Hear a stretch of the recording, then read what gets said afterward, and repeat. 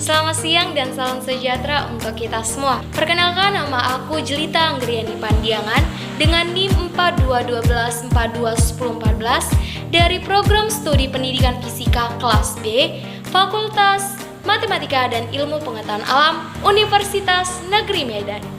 Adapun tujuan aku dalam membuat video kali ini adalah untuk memenuhi salah satu tugas KKNI aku pada mata kuliah Filsafat Pendidikan yang diampu oleh Ibu Penny Husnahandayani, SPD, MPD.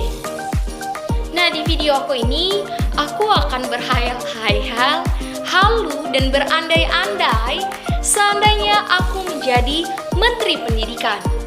Pendidikan merupakan hal yang penting dalam kehidupan, karena dengan adanya pendidikan dapat mencerdaskan seseorang, mengembangkan potensi yang dimiliki, menciptakan generasi yang unggul, dan dapat membangun negara menjadi maju. Pendidikan tentunya sudah kita dapatkan sejak kita dalam kandungan. Pendidikan pertama kali kita rasakan dan kita dapatkan adalah dari keluarga.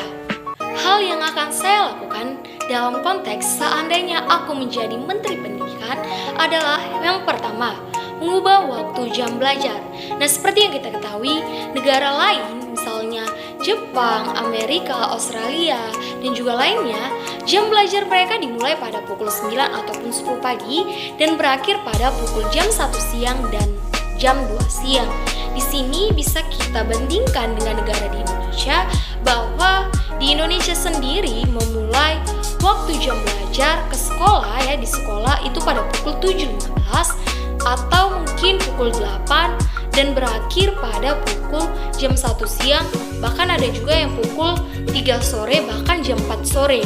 Nah, dengan jam belajar yang kurang lebih berjalan selama 8 jam tentunya akan menimbulkan rasa capek, rasa letih pada seorang siswa, dan mereka juga akan lama-kelamaan berargumen dan beropini bahwa sekolah itu adalah menjadi beban, yang dimana harus bangun pagi-pagi, harus berangkat cepat-cepat ke sekolah supaya tidak terlambat. Di sini saya akan mengubah jam belajar di Indonesia menjadi pukul 8 pagi sampai pukul jam 1 siang atau jam 2 siang. Nah, dengan syarat menanamkan kesadaran pada siswa untuk menggunakan sisa waktunya untuk mengembangkan potensi dan bakat yang dimiliki dengan mengikuti seperti kegiatan ekstrakurikuler ataupun mengembangkan potensi mereka dengan mengikuti les-les lainnya, membaca buku mungkin di perpustakaan. Nah, di sini siswa juga dapat dilatih untuk menggunakan waktu dengan efektif dan benar, dan sehingga siswa akan beropini dan beranggap bahwa belajar itu merupakan hal yang sangat menyenangkan. Yang kedua adalah menaikkan gaji guru.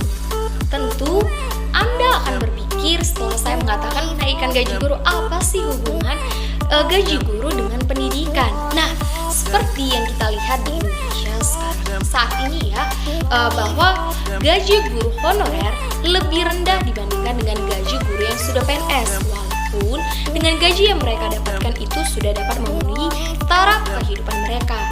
Nah, jika kita berpikir seperti bahwa gaji dan juga kesejahteraan guru yang tinggi tentunya akan menimbulkan minat banyak orang yang ingin menjadi guru. Nah, ketika minat ini banyak, tentunya akan terjadi persaingan antar sesama yang ingin bergelar ataupun berprofesi menjadi seorang guru. Nah, terjadi persaingan, tentunya akan terdapat guru-guru yang berkualitas dan guru-guru yang berlevel tinggi.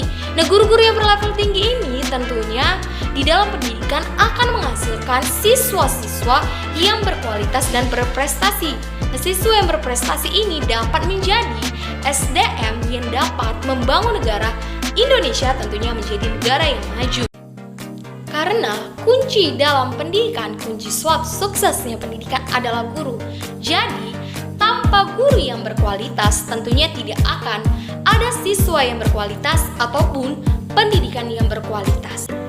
Yang ketiga, meningkatkan sarana dan prasarana pendidikan. Pendidikan tentunya memerlukan sarana dan prasarana dalam menunjang berlangsungnya suatu proses pembelajaran.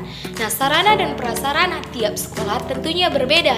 Jadi, di sini saya akan meningkatkan sarana dan prasarana yang sebelumnya sudah dimiliki oleh sekolah dengan cara misalnya mereka sudah memiliki lapangan, ya, namun mereka belum mempunyai gedung laboratorium. Nah, di sini saya akan membangun gedung ataupun memenuhi kebutuhan sarana dan prasarana yang belum tercukupi di sekolah.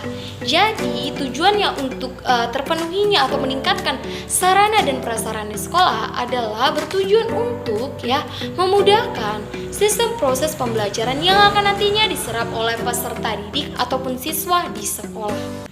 Yang terakhir yang akan saya lakukan dalam konteks seandainya aku menjadi Menteri Pendidikan adalah menerapkan proses pembelajaran berbasis teknologi.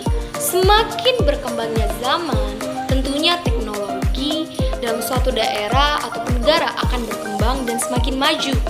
Sehingga kita sebagai masyarakat akan dituntut untuk mengikuti perubahan zaman ataupun zaman yang berkembang.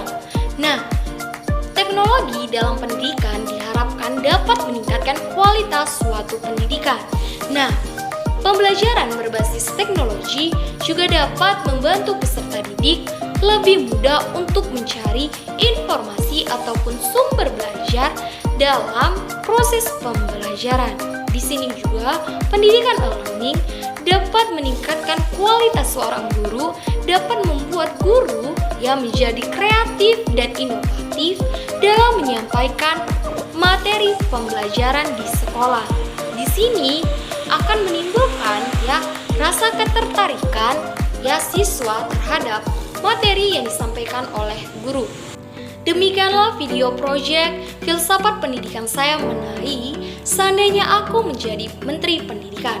Jika saya terpilihnya nanti menjadi Menteri Pendidikan, hal yang akan saya sebutkan tadi adalah hal yang akan saya lakukan di pendidikan di Indonesia. Ingat, pendidikan adalah paspor masa depan, hari esok adalah milik mereka yang mempersiapkan hari ini. Jadi, mulailah dari mana kamu berada, gunakan apa yang kamu miliki, lakukan apa yang kamu bisa. Akhir kata saya mengucapkan terima kasih dan sampai jumpa pada video project pada mata kuliah berikutnya.